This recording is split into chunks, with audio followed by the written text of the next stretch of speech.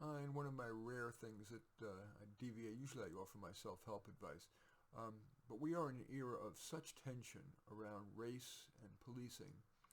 I thought I would read you some quotes from a very brave and esteemed expert on police and race, uh, quite a brave person in these times. And I don't normally offer much of a bio in advance because I know you just want to get to the substance, but I think I need to do that in order to establish your credibility. Heather Mac Donald is the Thomas W. Smith Fellow at the Manhattan Institute, a New York Times best-selling author. She's a recipient of the Bradley Prize, prestigious prize. Her writing has appeared in the Wall Street Journal, Washington Post, New York Times, LA Times, New Republic, New Criterion.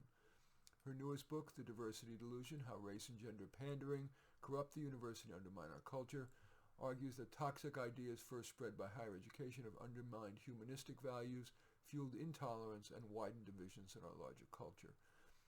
Mac Donald's iconic book, The War on Cops, a New York Times bestseller, warns that race-based attacks on the criminal justice system from the White House on down are eroding the authority of law and putting lives at risk.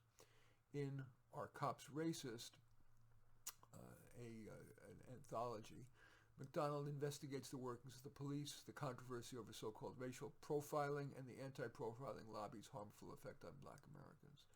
A non-practicing attorney, Mac Donald clerked for the Stephen Reinhart U.S. Court of Appeals, the Ninth Circuit. She holds a BA in English from Yale, graduating with a Mellon Fellowship to Cambridge, where she earned a master's in English, and holds a JD, that's a law degree, from Stanford University Law School. At the Criminal Justice Legal Foundation's annual meeting in downtown Los Angeles, U.S. Attorney General Jeff Sessions called Mac Donald, quote, the greatest thinker on criminal justice in America today. Okay, here are some of her quotes. Go to any police and community meeting in Brooklyn, the Bronx, or Harlem, she lives in New York, and you will hear pleas. The targets of these complaints may be black and Hispanic, but the people making the complaints, themselves black and Hispanic, don't care. They just want orderly streets. Another quote. The New York Times serves up a good example of anti-cop propaganda when it confidently states that, quote, many police officers see black men as expendable figures on the urban landscape, not quite human beings, end quote. That would be news to the thousands of police officers who are the only people willing to put their lives on the line to protect innocent blacks from predation. Until editors and reporters from the New York Times start patrolling dark stairwells in housing projects and running toward gang gunfire, their superior concern for black men will lack credibility. Next quote. New York City is typical. Blacks are only 23% of the population, but commit over 75% of all shootings in the city. Whites commit under 2% of all shootings, according to victims and witnesses, though they are 33% of the city's population. Blacks commit 70% of all robberies, whites 4%. The black-white crime disparity in New York would even be greater without New York's large Hispanic population, which are Hispanics are mixed in with whites. Black and Hispanic shootings together account for 98% of all illegal gunfire. Next quote. The need to plumb the unconscious to explain ongoing racial gaps arises for one reason. It is taboo in universities and mainstream society to acknowledge intergroup differences in interests, abilities, cultural values, or family structure that might produce socioeconomic disparities. Next quote. The public could be perhaps forgiven for believing that, quote, the killing of young black men by police is a common feature of African American life, end quote, given the media frenzy that follows every such police killing, rare as they are, compared with the silence that greets the daily homicides committed by blacks against other blacks. Next quote. Even if we accept the Post's, and she's referring to the Washington Post, the Post's typology of, quote, unarmed victims at face value, the per capita rate of officers being feloniously killed is 45 times higher than the rate at which unarmed black males are killed by cops. And an officer's chance of getting killed by a black assailant is 18.5 times higher than the chance of an unarmed black man getting killed by a cop. Next quote. Quote, diversity she put it in quotes, in the academy, purported to be about bridge building and broadening people's experiences.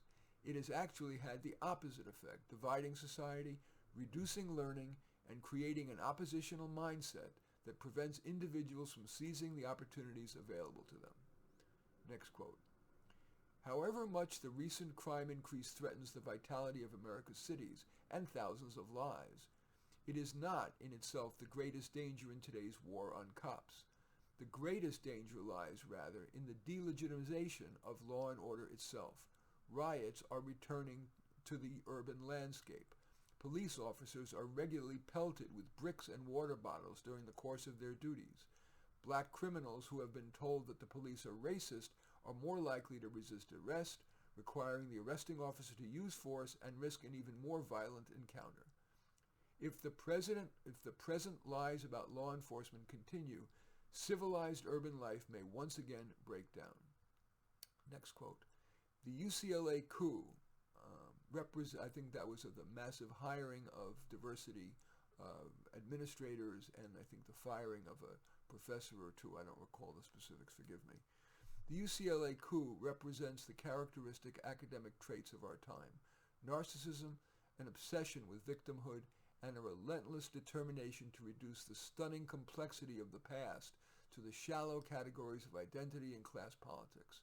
Sitting atop an entire civilization of aesthetic wonders, the contemporary academic wants only to study oppression, preferably his own, defined reductively according to gonads and melanin. And the final quote, she says, the Democratic Party now is an extension of this poisonous identity politics on college campuses, and to be honest, I can only hope it continues because Americans, by and large, are not buying it. In any event, those are quotes from Heather Mac Donald. I hope you found it interesting. I always welcome your thumbs up and accept your thumbs down. Always welcome your comments, and especially like it if you hit the share button below. Share on your social media so that my efforts can have broader impact. And I'm always flattered if you choose to subscribe to my channel, which this is quite anomalous. Most of my posts are self-help advice around your career, relationships, money, the meaning of life, occasionally punctuated by my piano playing, and occasionally reading the works of others, especially contrarian things, as kind of just a small little antidote to what appears to be kind of a monolithic message that we're getting in our mainstream media. In any event, I do thank you for watching. I am Marty Nemko.